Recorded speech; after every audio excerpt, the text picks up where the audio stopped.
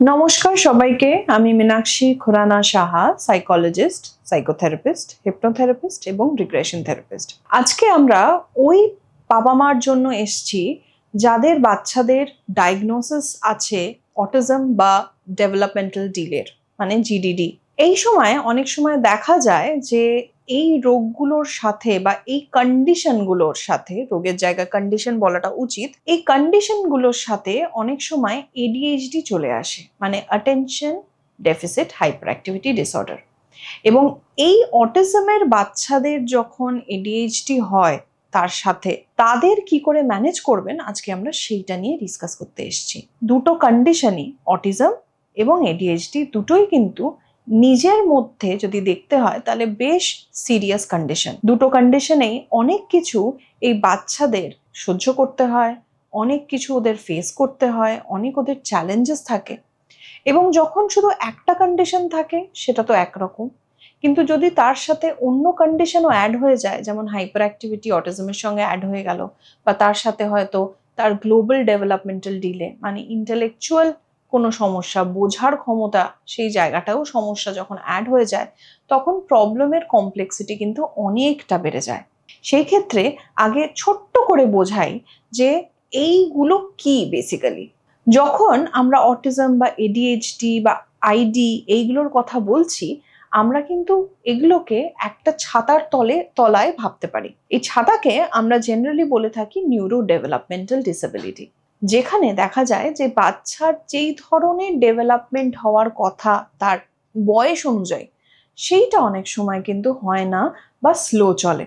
সেই ক্ষেত্রে আপনারা অ্যাজ আ প্যারেন্ট হয়তো ভীষণ উৎসুক হয়ে যান, টেনশনে পড়ে যান যে কি হচ্ছে, আমার বাচ্চা কেন হাঁটছে না, আমার বাচ্চা কেন চলছে না, বা হাঁটছিল চলছিল হঠাৎ করে ছেড়ে দিয়েছে, বা কেন মিশছে না, কেন হাসছে না, অন্যদের দিকে কেন ইন্টারেস্ট নিচ্ছে না, বা আমি ডাকলে সে কেন সাড়া দিচ্ছে না। এইসব হয়তো বাকি বাচ্চা তার বয়সী যারা আছে তারা হয়তো করতে পারছে। সেই ক্ষেত্রে তখন আমরা এটাকে নিউরো ডেভেলপমেন্টাল ডিসঅর্ডারের আন্ডারে ফেলে থাকি।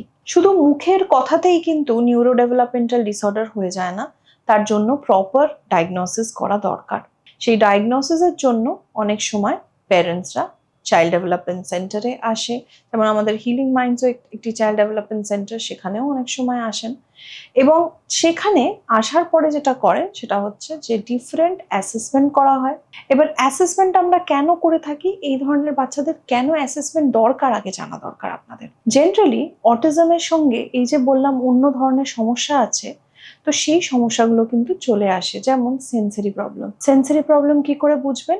যেই ধরনের বাচ্চা বিহেভিয়ার করছে তাতে আপনার মনে হবে যে বাচ্চার সেন্সিটিভিটি টু এনি সেন্সেশন অনেক বেশি বা অনেক কম। মানে ধরুন আপনি ওকে জামা পরাতে চাইছেন, কিছু স্পেসিফিক জামার টেক্সচার ও মোটে পড়তে চাইছে না। শীত পড়েছে, আপনি ওকে সোয়েটার পরাতে চাইছেন, ওটা ও গায়ে রাখতে পারছে না। বা আপনি বাচ্চাকে কিছু একটা খাওয়াতে চাইছেন, সেই খাওয়াটা ও খেতে পারছে না, অনলি স্পেসিফিক কিছু খাবার খাচ্ছে, আর বাকি জিনিস ও মুখেই তুলছে না। এবার সেখান থেকে বাচ্চার একটা নিউট্রিশনাল ডেফিসিট হয়ে যাওয়ার একটা চান্স থাকে, সেই নিয়ে বাবা মা হয়তো ভীষণ টেনশন করছে। অনেক সময় দেখা যায় যে নিউরো ডেভেলপমেন্টাল কন্ডিশনে বাচ্চাদের ঘুমেরও মারাত্মক সমস্যা থাকে। যেমন রাত্রির বেলা ঘুমোতে যাওয়ার সময় হয়তো বাচ্চা কিছুতেই ঘুমোতে আর পারছে না, তাকে নিয়ে মাঝরাত অবধি আপনারা হুলস্থুল কাণ্ড করে ফেলছেন, কিন্তু বাচ্চার ঘুমোতে পারছে না। বা ঘুমের মধ্যে অনেকবার জেগে জেগে উঠছে, বয়স বেড়ে যাচ্ছে তবুও সে বিছানা ভিজিয়ে ফেলছে, নিজের জামা কাপড় ভিজিয়ে ফেলছে, যেটা হয়তো এই বয়সে আর করার কথা নয়। ঘুমের মধ্যে অনবরত হাত পা চালাচ্ছে বা ভীষণভাবে কথা বলছে। এই ধরনের সমস্যাও কিন্তু জেনারেলি দেখা যায় যে নিউরো ডেভেলপমেন্টাল কেসেসে চলে আসে, যেমন অটিজমে চলে আসে। এই রেস্টলেস নেক সিনড্রোম হলে, যেটা বললাম যে হাত পা ছোড়া বা ভীষণভাবে পা ছোড়া, সেগুলোর কিন্তু আলাদা করে ট্রিটমেন্ট করতে হয়।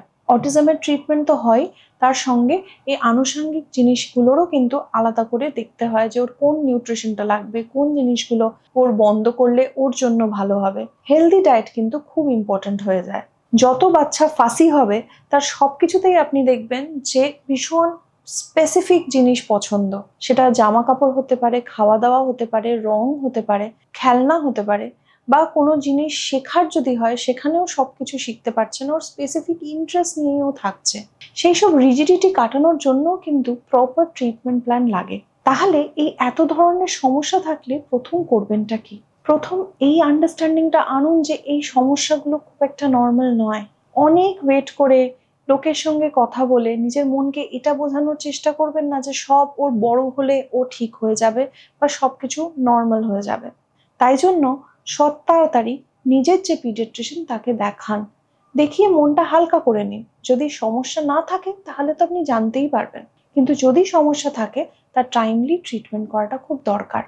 এই বাচ্চাদের অনেক সময় হাইপার অ্যাক্টিভিটি যেহেতু ভীষণভাবে থাকে, আমরা তখন ওদের সেন্সারি থেরাপিস করাই, বিকজ সেন্সারি ডিসফাংশনাল একটা কন্ডিশন থাকে, এবং তার সঙ্গে আমরা অকুপেশনাল থেরাপি, ফিজিওথেরাপি করিয়ে রাখি। দেখা যায় এদের লিখতে বা কোনো কিছু ছোট জিনিস ধরতে অসুবিধে হয়।